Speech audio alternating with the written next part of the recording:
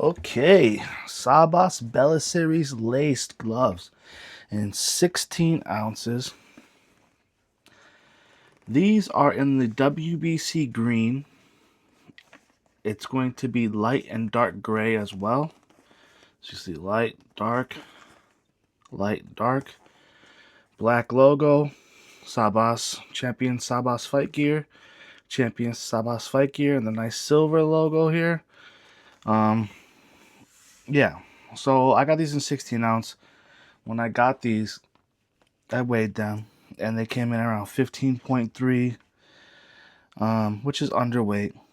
16 ounces. Maybe a half ounce under is okay, but when you're talking about over a half ounce under, it makes me feel like okay, maybe they should work on that specifically. Now, this is the Bella Series is the horsehair model glove, and maybe that's the reason why that it's not necessarily on weight. But these gloves are supposedly they're made in Mexico. I know some people think that they're not. I know that there's talk out there that they don't think that they are, but the tags on the inside of the glove, they say that they're made in Mexico. So I'm going off of that, and you can see it here. Hopefully you guys can see it. The laces aren't in the way. But yep, made in Mexico logo right in the inside of the glove. So I'm just gonna assume that they're made in Mexico. They didn't have that crazy Mexican smell to it, but I know these gloves have, obviously a really nice full grain leather, so that's a plus. I think that the leather itself is kind of nice and durable, and it somewhat reminds me of, some of the Mexican leathers that I've touched before. It has a nice, texture to it. It's not necessarily a slippery texture. It has like, nice little grooves inside of it. I actually like that.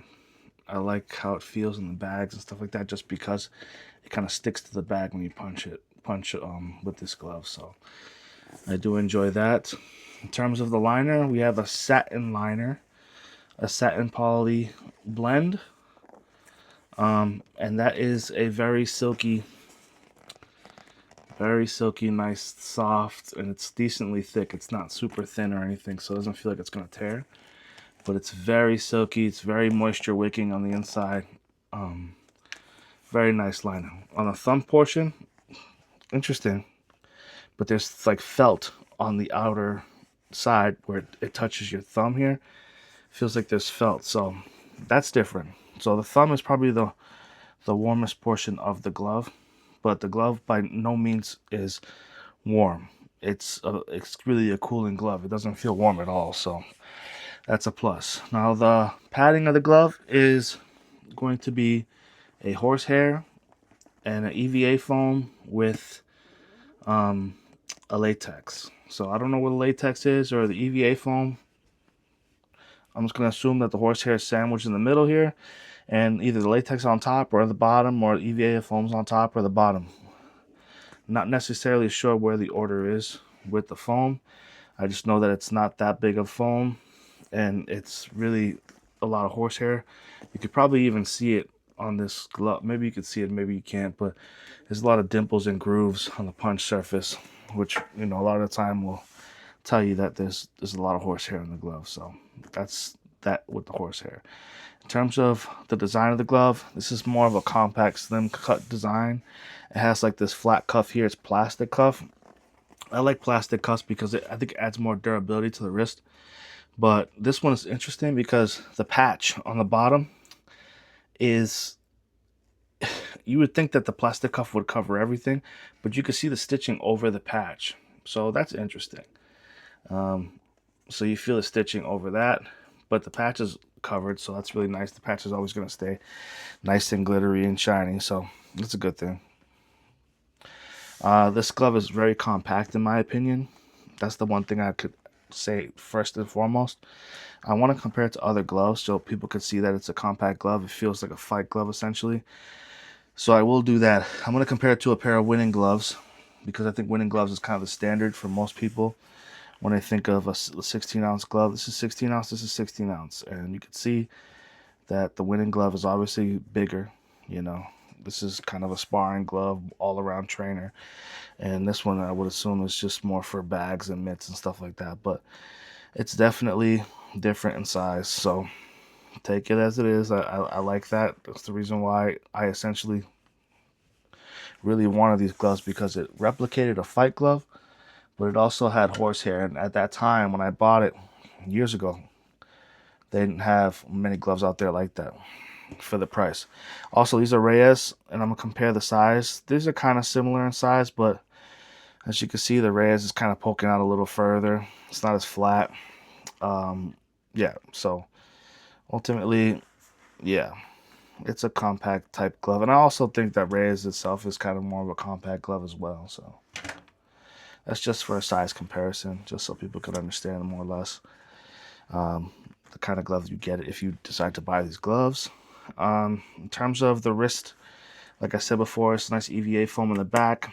It's firm. I would say like 1/3 of an inch. It's nice and firm though, and on the inner portion there's also an EVA foam here, and that's nice and firm too. And it's almost the same thickness of the backside as well. So you have good wrist protection on this glove. It's not like a poofed up, rolled up wrist, or it's really soft. This is a nice thick EVA foam on this portion of the glove, which I think is really nice. When it comes to the thumb, you'll see that it's a split thumb. And also, you know, the design of the thumb is, which is the 2 colorway design. I think this is kind of almost a standard at this point. I see so much gloves doing this. You'll see some of the newer gloves maybe have triple, like a triple design, you know, but I think it makes the glove look nice and sharp, you know. The thing about the Sabas Bella Series gloves, and just Sabas gloves in general, is that they always have different color models. And once they sell out, then you're not going to get them anymore. You know, you're going to end up getting another color that you probably didn't want, or whatever the case is. It's like a seasonal thing. It's like you look at the website and it might have the same glove there for a year. But once that glove's gone, then you're not going to get it back. So this was, at the time I bought this was the only glove they had in 16 ounces. And I was okay. Whatever. WBC green, it's not a big deal. But they had better... Later on in life, they had better colors that I wish I did get. Now, as for the laces, I would say these are nice, long laces. I appreciate that. I always like long laces. These are more rolled, and as you can see, they kind of feel cheap a little bit.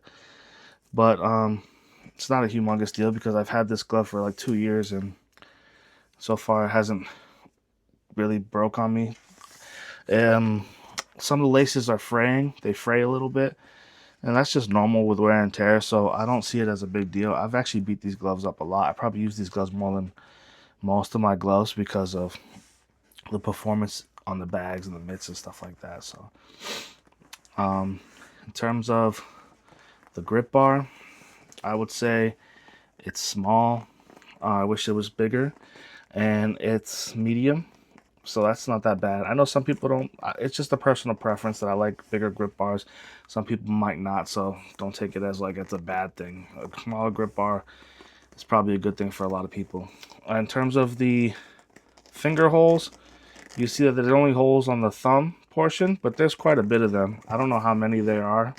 I would think that there's probably 5, probably maybe 6. I can't really look at them all the way. But there is no finger holes on the fingertip compartment here. It's only like on the thumb compartment area. So nothing here. But surprisingly, it doesn't matter too much because the glove is not a hot glove. And there's not that much, you know, sweating in the glove. So not a humongous deal. If anything, you know, I've never had issues with this, you know, being too sweaty. I would say the logo here, I think it's kind of like a heat pressed logo, and I've had this glove for 2 years, and so far it's still on there. You know, some gloves I've had with the same type of way they put the logo on, and they peel the first week I got them. So I appreciate the quality there. Yeah, so when it comes to putting your hands in the glove, your first reaction is probably going to be that they're super silky comfortable, and I love it. I love that about the glove. I think it's really impressive that the glove feels this way. I think that the thing that shocks me also the most when I put my finger in is how big the hand compartment is for a compact glove. So my hand's kind of swimming around in here a little bit. So it has no problems with you using knuckle guards and your wraps and all that kind of stuff. There's no problems with that in this glove, which I love. Also, another thing that I noticed the first things was how broken in the glove was. This open and close thing, which is amazing to me. I think this is the best feeling, having your hands feel free. I don't like my hands just feeling constricted the whole time. That's not my favorite feel. So just put that into account. It's definitely nice and comfortable. Now, as for the thumb, like I said, you'll feel like the felt on the outside of the thumb. It's not a humongous deal. You don't really feel it too much, but it's there. And the thumb positioning, which is kind of different, because this is such a flat punch surface. Actually, let me talk about the finger compartment. The finger compartment, they just have like a rolled up piece of, liner or something covering up the stitching here, so it doesn't really act too much like a secondary grip bar, and you don't necessarily feel the grip bar when you're clamping your fist down. So it is what it is. I wish I could feel a little bit more, but that's not a big deal.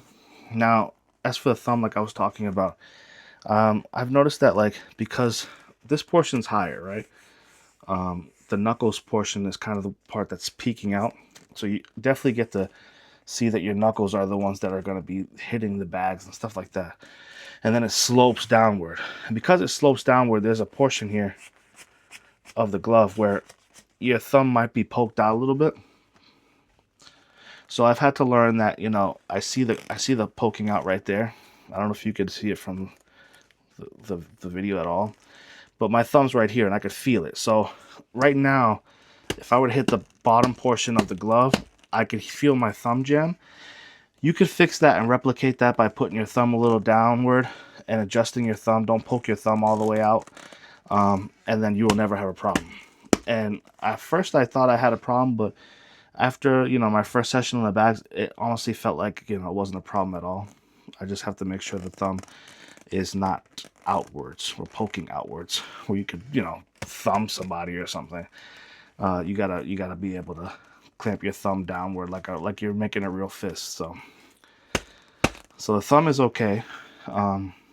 Nowadays you have such crazy protective thumbs that they don't even allow you to make mistakes on the thumb. So this is, I think, normal. And the same thing's on the other side. You'll probably see it kind of poked out here on the corner. And you could, poke yourself if you're not careful with how you punch. So make sure you punch them the right way, and you put your finger down to the side of the padding here, and you shouldn't have a problem at all. These gloves, the punch dynamic of the glove, like I said, is probably one of the flattest gloves I've ever had. Very, very flat, very big punch surface. So because of that, and because of the horsehair and the EVA foam and the latex, you're going to get one of the craziest thudding sounded gloves ever. It's going to sound really nice. It's going to have a nice thud to it. It's going to have a nice pop to it. So, in my opinion,